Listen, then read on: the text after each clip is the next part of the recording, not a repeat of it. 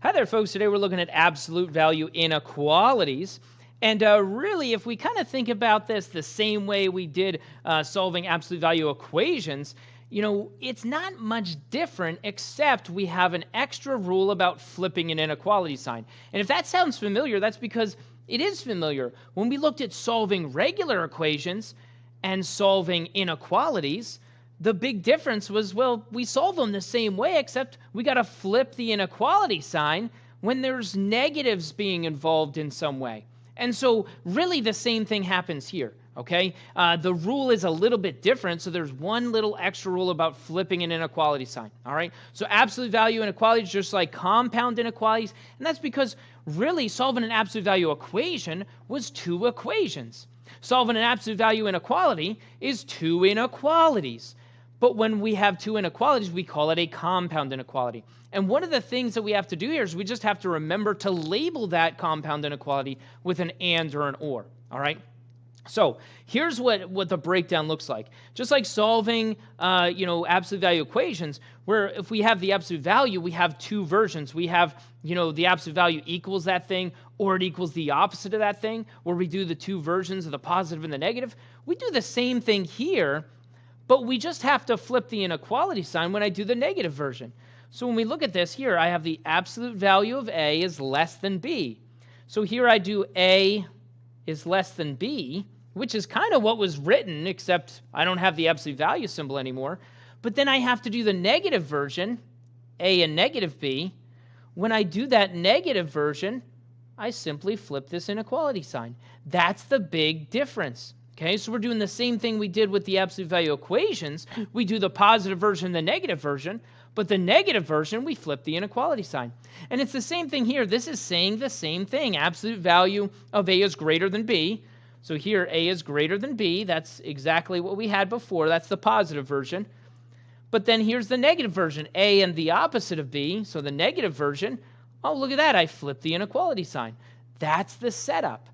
And then the extra little thing here, the reason this is written twice, even though that kind of seems like the same thing, notice the top one has the word and in it, and the bottom one has the word or in it.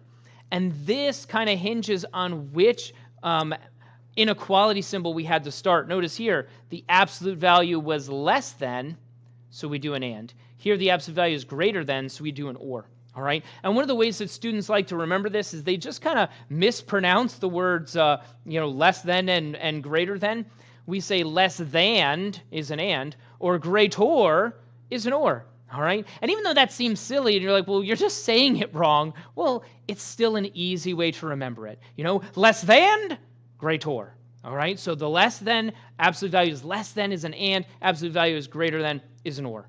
Other than that, it's kind of the same thing we did with absolute value equations. We just have to remember to flip that inequality sign when I do the negative version, okay? For example, if I look at something like this guy, I've got the absolute value of x is greater than 9, and so I'm going to do my two versions. I do the positive version and the negative version. So the positive version, just x is greater than 9. And now I do the negative version, so it's x and a negative 9. And when I do the negative version, I just have to flip the inequality sign. Instead of a greater than, I do a less than symbol. And now the second thing I have to do here, I just have to decide, is this an and or an or? So the absolute value is greater, so it's an or. So I put the word or in between, and that's it, I'm done, okay? If I look at the next one, same kind of thing. I've got two versions. I have to do the positive version and the negative version. So the positive version, h is less than or equal to 7. I just write the thing down, no absolute value. But now when I do the negative version, I have to flip the inequality sign, so it's greater than or equal to. And now I just need to decide, do I put an and or an or in between these two? Well, the absolute value is less than, so the absolute value is less than is an and. So I put the word and in between. And that's it. Okay, if you want to be bold and try to write that as the special version of the and, you go for it, okay? But just put the word and in between, we're good to go. If I look at this one, once again, I do the positive version, the negative version. So the positive version, k is less than 5. I just kind of write down what I see. And now I do the negative version. So I do a negative 5. Well, that means I have to flip the inequality sign, greater than. And now I have to decide, is this an and or an or? Well, it was the absolute value was less than is an and. And there it is.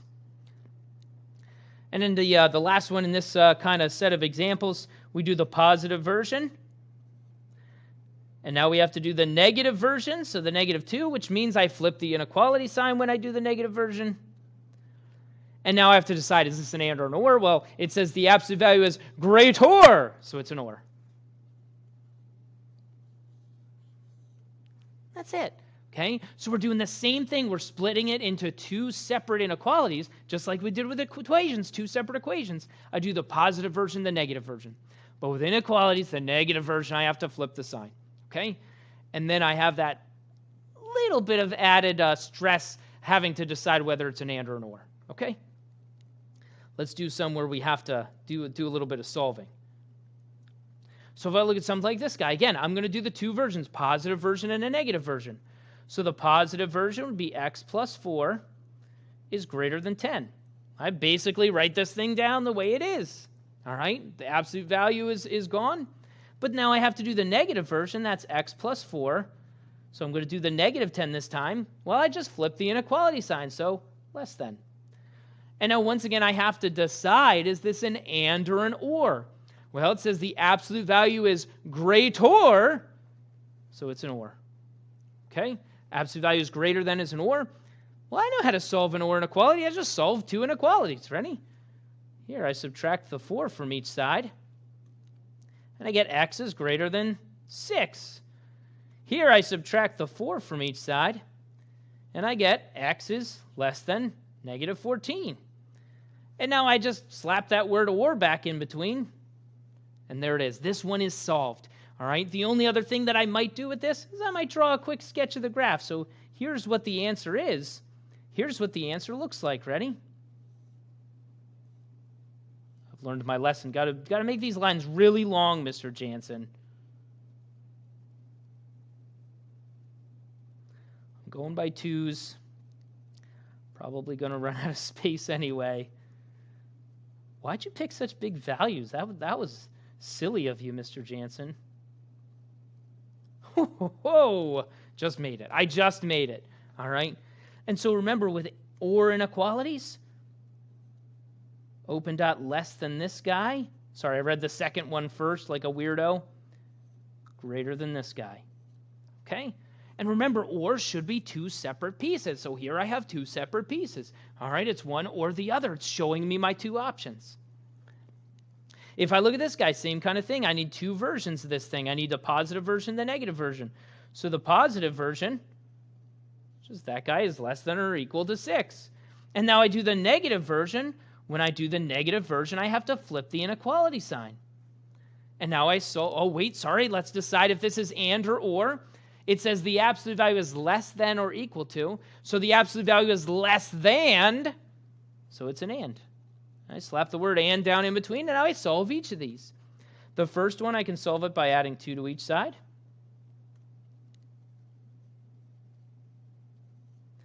And now dividing by 2.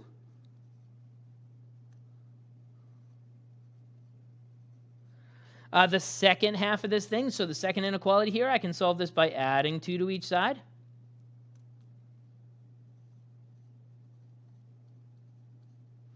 And now I can divide each side by 2.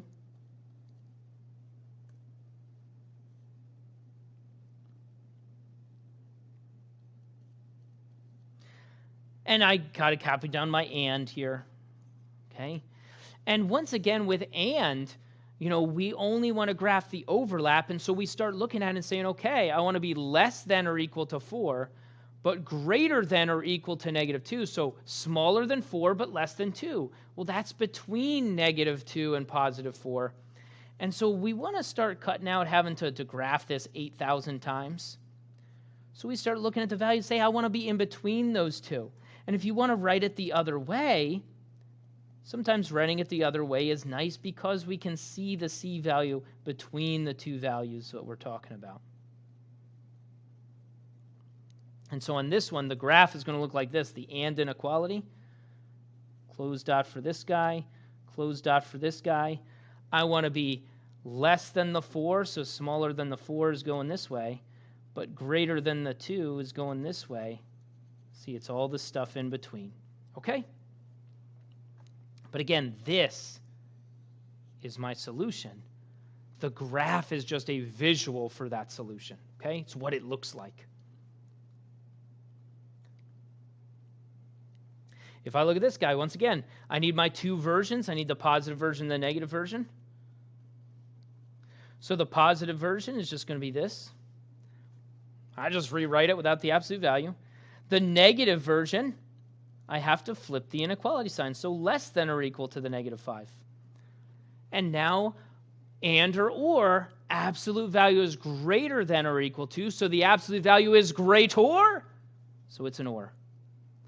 And now I solve each of these. I have two inequalities to solve. I subtract 2 from each side. Over here, I subtract 2 from each side. Don't forget my or that goes in between. And now this is my answer. Let's see what that answer looks like on a graph. Why not?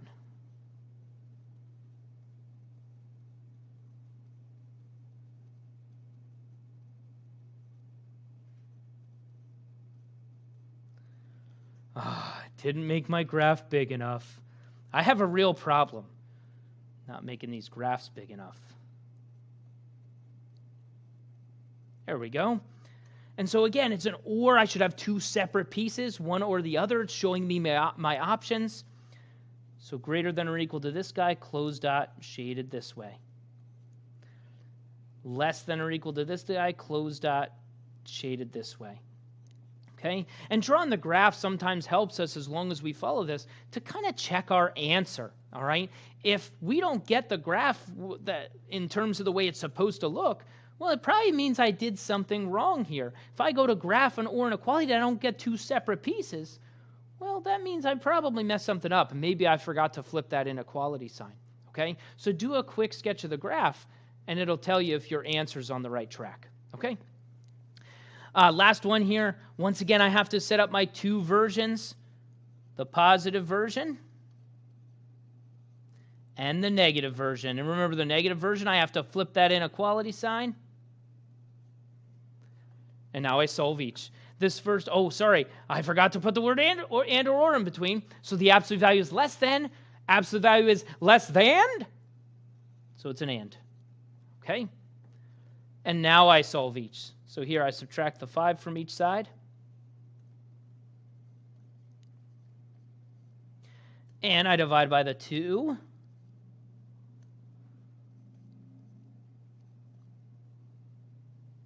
Over here, I subtract the 5 from each side. And divide by the 2.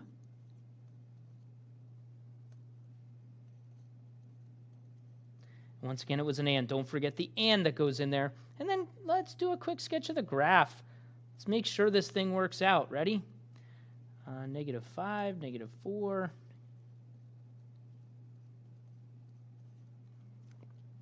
It's saying that I want to be less than the -1. And so one of the things you could do here, just like start the graph, so less than the -1 is shading this way. Greater than the -4 would be shading this way. Well, it looks like they're coming together in between. Well, that's what an and is supposed to do. I'm supposed to shade things that are in between. Okay? And if you would prefer to write this in the other format, well, we start with the -4. -4 less than x less than -1. Always least to greatest using those negative signs. And just make sure the alligator's eating the right thing. Okay? But this is my answer. The graph helps me check that answer. Okay? If they don't overlap, well, maybe I messed something up. Maybe I was supposed to use an or and I accidentally used an and. Maybe I forgot to flip that inequality sign. Okay? So again, absolute value inequalities, we split it into the positive version and the negative version. Make sure you flip the inequality sign on the negative version. And then we have to decide, absolute value is greater than is an or. If the absolute value is less than, it's an and then solve the compound inequality just like we've been solving inequalities, okay? Use the graph to check your answers.